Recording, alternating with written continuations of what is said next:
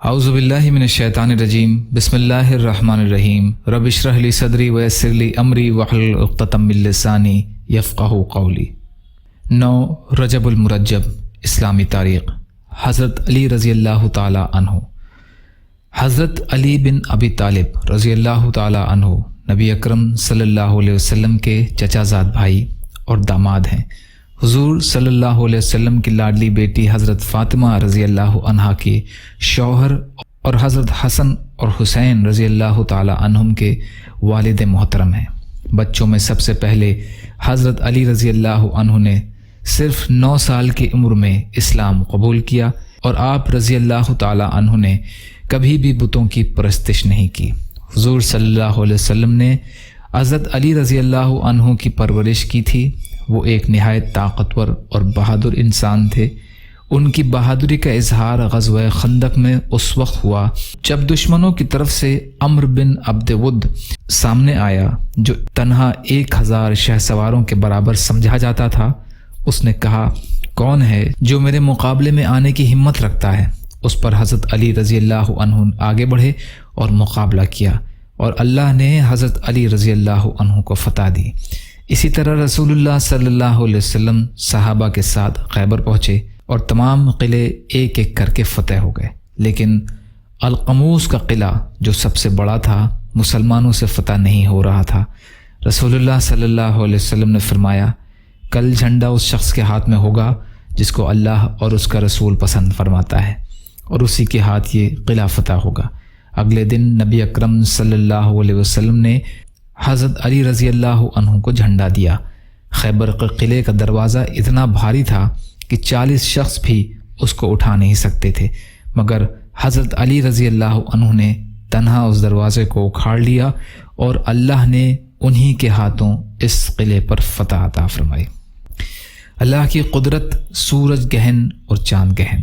اللہ تعالیٰ نے سورج اور چاند کو دنیا میں روشنی پھیلانے پر مامور کر رکھا ہے، جو اپنے وقت پر نکلتے اور ڈوبتے ہیں۔ اللہ تعالیٰ نے سورج کی روشنی کو گرم اور چاند کی روشنی کو ٹھنڈا بنایا ہے۔ یہ کبھی کبھی سورج اور چاند میں اپنی نشانیاں دیکھتا ہے اور چمکتے ہوئے سورج کی روشنی کو بالکل مدھم کر دیتا ہے، جس کی وجہ سے یہ دنیا کچھ دیر کے لیے اندھیرے میں ڈوب جاتی ہے، جسے ہم سورج گہن کہتے ہیں۔ اسی طرح کبھی کبھی چمکتے ہوئے چاند کی روشنی کو بھی چھین لیتا ہے، جسے ہم چاند گہن کہتے ہیں۔ یہ اللہ تعالیٰ کی قدرت کی نشانی ہے۔ ایک فرض کے بارے میں 5 نمازیں ادا کرنے پر بشارت۔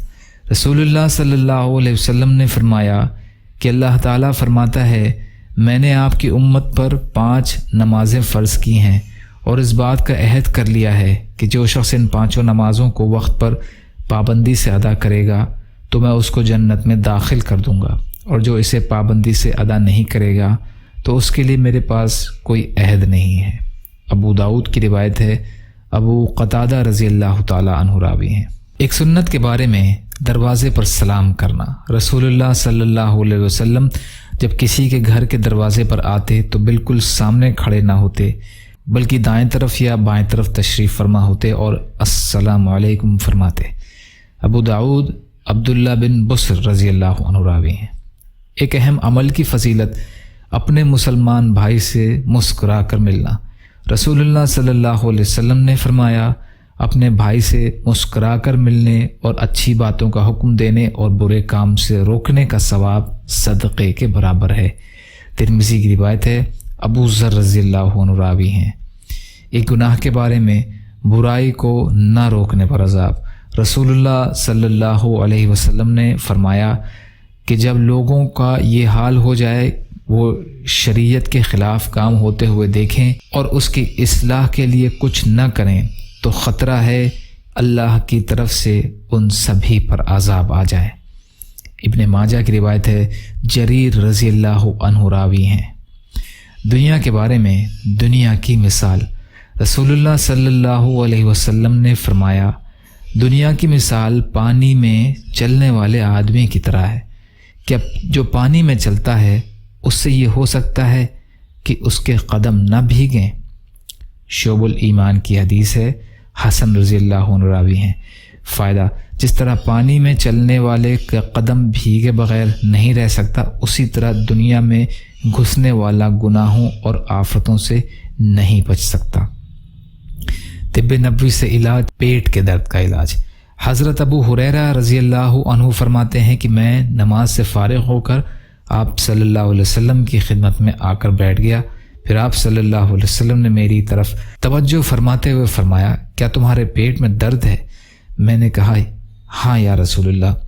تو آپ صلی اللہ علیہ وسلم نے فرمایا، اٹھو نماز پڑھو کیونکہ نماز میں شفا ہے۔ ابن ماجہ کی روایت ہے یہ۔ قرآن کی نصیحت۔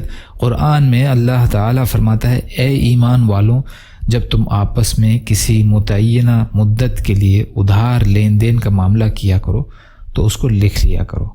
سورہ بقرہ کی آیت کا ترجمہ ہے۔ یا اللہ ہم سب کو کہنے سننے سے زیادہ عمل کی توفیق عطا فرما۔ یا اللہ جو مظلوم ہیں، پریشان حال ہیں، بیمار ہیں، قرض میں ہیں، بے روزگار ہیں، محتاج ہیں، ان کی مدد فرما۔ یا اللہ اپنی خوشنودی والی شہادت کی موت کا درجہ عطا فرما۔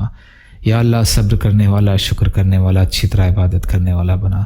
یا اللہ آپ جو بھی فیصلہ ہمارے لیے فرمائیں اس کا انجام بہتر فرما دے برحمتک یا ارحم الراحمین۔ لا الہ الا اللہ محمد رسول اللہ۔ السلام علیکم ورحمۃ اللہ وبرکاتہ۔